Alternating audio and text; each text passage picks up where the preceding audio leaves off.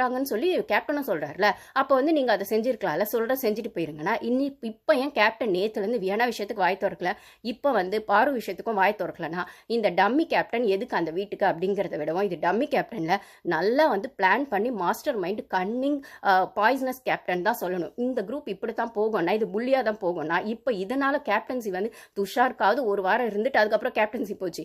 இப்போ இந்த மாதிரி போயிட்டே இருந்துச்சு அப்படின்னா கனி பேர் வெளில பர்சனலாகவே ரிப்பேர் ஆகிடும். துஷார் பேராது பெருசாக வெளில தெரில, கனியாக்கா தான் ரொம்ப இமேஜ் இருக்கவங்கல்ல. இப்போ இந்த வாரம் கேப்டனை கையில் கொடுத்து பார்த்தது திருடங்கிட்டே சாவி கொடுத்த கதை தான். அப்போ திருடங்கிட்ட சாவி கொடுத்தா அவன் திருடுனா அவனே மாட்டிக்குவான் அப்படின்னா, இப்போ இந்த கனியாக்கா குரூப்பிசம்குள்ளே பண்ணும்போது இப்போ இவங்க கிட்ட அந்த கேப்டன்சி கொடுக்கும்போது இந்த குரூப்பிசம் பண்ணுற இந்த விளையாட்டுக்கெல்லாம் கனியாக்கா தான் பொறுப்பு ஏற்றுக்கணும். கனியாக்கான்னு சொல்லி பழகிடுச்சுங்க, பெருசாக மரியாதைலாம் இல்லை அவங்க மேலே, அவங்க பண்ணுற விஷயத்துக்கு. அப்போ ஒரு விஷயம் அவன் சேரை போட்டு அப்படி உட்காந்துருக்காங்க. அவன் நியாயமாக பார்த்தா இந்த வாரம் அவனை வெளில அனுப்பிச்சிருக்கணும். நாமினேஷன் ஃப்ரீ பாஸ் வாங்கிட்டான். அதுக்கு பதில் இந்த ஆதிரியை வெளில போட்டான். இந்த ஆதிரியை வியனா பண்ணிட்டு இருக்கு டார்கெட்டு. அப்போ இவங்களெல்லாம் நீங்கள் உள்ளே வச்சுட்டு ஒரு புள்ளி கேங்க ஒன்று ஃபார்ம் பண்ணி, புள்ளி கேங்லாம் 7-8வது வாரத்தில் வரும். இது பார்த்தா முதல் 2 வாரத்திலே வந்துருச்சு அப்படின்னு சொல்லும்போது டாக்ஸிக்காக பண்ணிட்டு இருக்காங்க.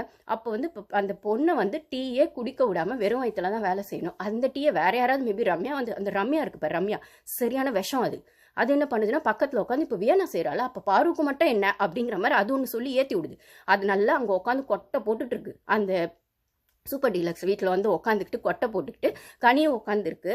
கனி கேப்டனே நிற்கிறாங்க, இவன் சேரை போட்டு உட்காந்துருக்கான். அவன் இருக்கானே, அவன் என்னது வளர்ந்து கெட்டவன், அவன் இருக்கானே எஃப்ஜே, அவன் வந்து என்னது என்ன சொல்கிறது, எல்லா ஊர் பஞ்சாயத்தையும் வலிச்சு வச்சுட்டு அப்படியே உள்ளுக்கு வந்து அப்படியே வந்துட்டு அவ்வளோ அழுக்கு இருக்குது, வெளியில் நல்லவு மாதிரி காமிச்சிட்டு அது கூட சேர்ந்து ஒன்று சுற்றுதில்ல ஆதிரி. இது ரெண்டும் பண்ணுற அமக்கலத்துக்கு அந்த கனி வாயை திறக்கலை.